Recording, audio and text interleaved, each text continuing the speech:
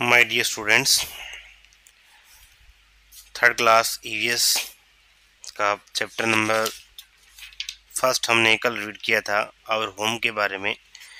तो एक पार्ट हमने देखा था कल जो हाफ किया था। आज सेकंड पार्ट इसका करते हैं, यानी फर्स्ट चैप्टर है जो आधा हिस्सा इसका रहता है, इसको रीडिंग करते हैं, यानी इसको पार्ट 2 कहा जाएगा। तो एक पार्ट 1 या पार्ट 2 जब डाला जाता है तो इसको आप अच्छे से ध्यान में रखें कि पार्ट 1 का मतलब होता है कि उसी लेसन का एक हिस्सा बनाया गया है, और पार्ट 2 या 3 आएगा तो इसका मतलब जो बाकी बचा हुआ हिस्सा है उस लेसन का। तो पार्ट 2 में हम कर रहे हैं आज जो अवर होम के बारे में हमने पढ़ा था कि हमारा जो घर है वो होम कौन सा होता है, अच्छा घर होता है, गुड हाउस होता है, वो कैसे बनता है, क्या क्या चीज़ें इसमें ऐड की गई थी। तो वो आशा करता हूँ सभी बच्चों को अच्छे से समझ में आ गया है। तो चलिए आज आगे इसकी रीडिंग करते हैं। आज है क्लीनलीनेस। क्लीनलीनेस का मतलब है साफ सफाई, कि घर को हम साफ सफाई जो है इसमें कैसे रख सकते हैं। कल बताया गया था कि होम के अंदर जो रूम्स हैं वो कितने होते हैं, कौन सा यूज होता है, अच्छे घर को रखने के लिए क्या क्या प्रयास किए होने चाहिए, क्या क्या चीज़ें होनी चाहिए, जैसे हरियाली होनी चाहिए, खुला होना चाहिए, चीज़ें हमने पढ़ी थी। तो आज है साफ सफाई का। तो क्लीनलीनेस में पढ़ते हैं। फर्स्ट लाइन देखिए, it is good to live in a clean house. यह बहुत ही अच्छा होगा लिव रहना, क्लीन साफ सुथरे हाउस घर, एक साफ सुथरे घर में रहना एक अच्छी बात है। So it is necessary to keep the house clean.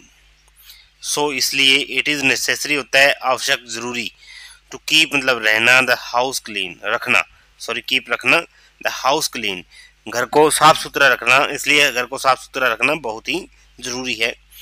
जैसे कि पिक्चर्स दिखाई गई है, ये बच्चों इन पिक्चर्स को देखते हैं पहले।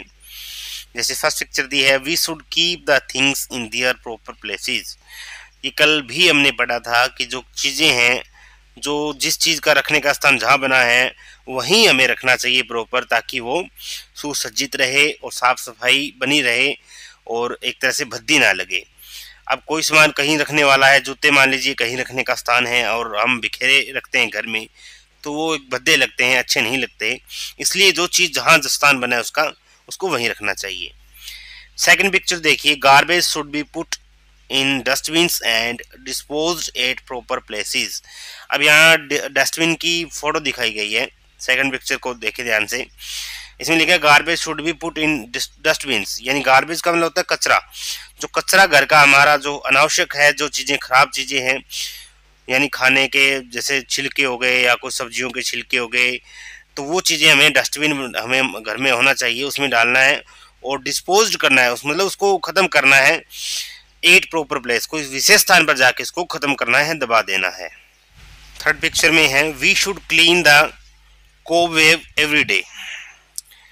अब इसमें बताया गया है कि प्रतिदिन हमें जो अपने घर में कोवेव, क्या होते हैं कोवेव होते हैं मतलब मकड़ी के जाले, यानी हमें रोजाना जो है मकड़ी के जाले वगैरह जो छतों में लग जाते हैं, कॉर्नर में लग जाते हैं, उनको साफ करना चाहिए। उसके बाद देखिए नेक्स्ट जो पिक्चर नंबर 4 है, we should sweep and mop the house every day. Sweep मतलब होता है झाड़ू निकालना, एंड मोप, मोप का मतलब होता है पोछा वगैरह जो होता है फर्श पे लगाने वाला। द हाउस एवरी डे यानी हर रोजाना हमें झाड़ू निकालनी चाहिए, पोछा लगाना चाहिए। पोछा लगाएंगे तो साफ सुथरा घर रहेगा। उसके बाद नेक्स्ट है, we should keep the bathroom and toilets clean and dry. We should keep the bathrooms and toilets, यानी बाथरूम्स और टॉयलेट, बाथरूम नहाने का वाला जो हमारा स्थान है, टॉयलेट है जो बना घर का, उसको क्लीन एंड ड्राई यानी सूखा और साफ सुथरा रखना चाहिए। नेक्स्ट है, we should always keep surrounding of our house clean, कि हमारे घर के जो आसपास जितनी जगह है, चारों तरफ का जो माहौल है उसको भी साफ सुथरा रखना चाहिए। ये सिर्फ बच्चों इसमें ये मतलब नहीं है कि हमारा घर केवल साफ हो और बाहर हमारा कचरा पड़ा हो, गेट के आसपास पड़ा हो, दीवारों के साथ पड़ा हो, वो भद्दा लगे या गंदगी फैले। तो ये भी जरूरी है कि चारों तरफ से हमारा जो घर है वो क्लीन होना चाहिए। तो अब रीड करते हैं हमारा नेक्स्ट पेज। नेक्स्ट पेज पे, we use many objects to clean our home. अब ये बताया गया है कि जैसे क्लीनलीनेस में ये बताया गया साफ सफाई रखनी है, तरीका बताया गया, लेकिन अब वो चीज़ें क्या है जिससे हम साफ करते हैं वो बताया गया। इसमें पिक्चर्स भी आपके सामने दिखाई दे रही हैं।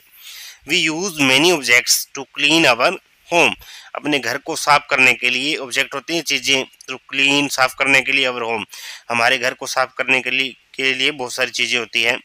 दे आर ब्रूम, ब्रूम आपको पता है झाड़ू होती है, सोप साबुन, bucket and mug, cloth, duster, mop, vacuum cleaners, dustpan, Harpic, toilet brush, washing powder etcetera.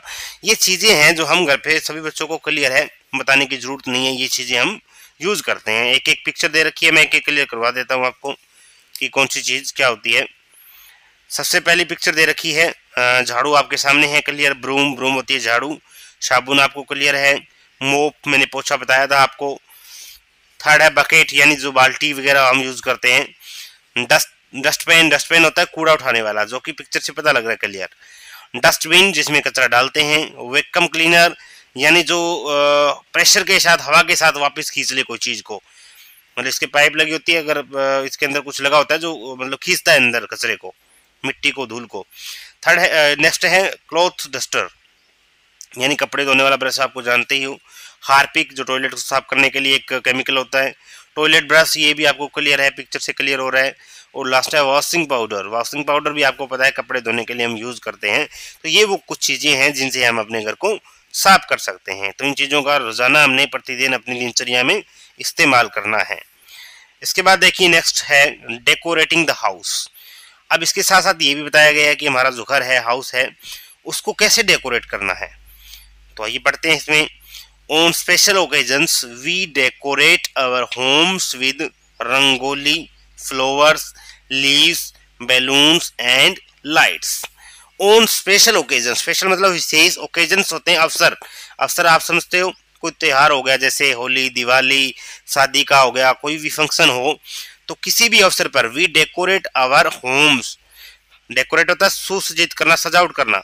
Our Holmes, हमारे घर की सजावट करते हैं, किसके साथ? विद रंगोली, रंगोली सभी को क्लियर है, फ्लावर्स फूल, लीव्स पत्ते, बैलून्स जो गुब्बारे होते हैं, एंड लाइट्स, लाइट जो चमकीली लाइट्स होती हैं, रंग बिरंगी रोशनी देने वाली, वो लाइट्स या बड़े बल्ब, तो वो यूज करते हैं हम रोशनी के लिए, घर को सजाने के लिए। आगे देखिए, we celebrate several occasions like birthday parties. अब इसमें बता दिया गया है, वी सेलिब्रेट, सेलिब्रेट होता है मनाना एक उत्सव को किसी प्रकार से, सेवरल्स बहुत सारे, ओकेजन्स अवसरों को, लाइक किस तरह से, बर्थडे पार्टीज, बर्थडे पार्टी मनाते हैं, सभी बच्चे मनाते हैं आज के दौर में, फेस्टिवल्स कोई भी त्योहार एटसेट्रा, विद आवर फैमिली, हमारे परिवार के साथ। तो प्रिय बच्चों, कल वाला वीडियो भी आप दोबारा देख लें, अगर किसी बच्चों को ये पार्ट समझ में ना आ रहा हो तो पूरा टॉपिक जो है पीछे पार्ट 1 में मैंने वीडियो आधा बनाया था इस आधे लेसन का, और आज जो है इसका पूरा लेसन हमने रीडिंग कर दिया है। तो आप सभी बच्चे, अगर किसी को समझ में ना आया हो, जिस बच्चे को, एक बार दोबारा पीछे वाला वीडियो देखें और इसको दोबारा से देख लें, ताकि आपको एक एक वर्ड मीनिंग क्लियर हो, ट्रांसलेशन आपको क्लियर हो जाए, आपको लेसन समझ में आ जाए। तो मैं आशा करता हूँ सभी बच्चों को ये लेसन अच्छे से क्लियर हो गया है। इसकी क्वेश्चन आंसर हैं वो हम कल करेंगे। आज के लिए सिर्फ पूरे लेसन में कल वाले वीडियो से और इससे जितने वर्ड मीनिंग मैंने आपको ट्रांसलेट करके बताए हैं ओरल बोलकर, उनको आप नोट करें और अपनी नोटबुक में राइट कर लें। Thank you.